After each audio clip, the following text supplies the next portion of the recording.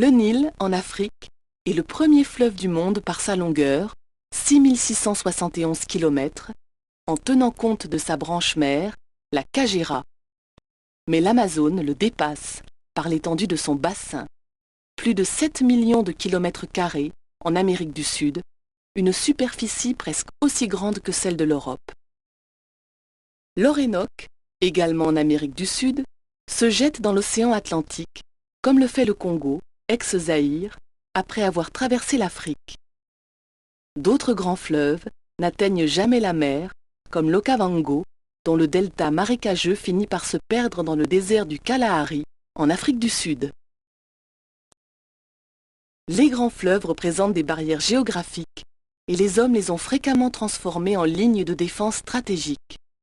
Mais en même temps, ce sont des voies privilégiées de communication et de commerce.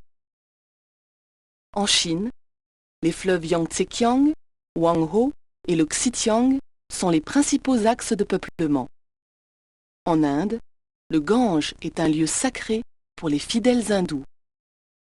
En Europe, les fleuves et l'histoire sont souvent associés. La mosquée de Cordoue se reflète dans le Guadalquivir et le palais royal de Budapest, capitale de la Hongrie, dans les eaux du Danube.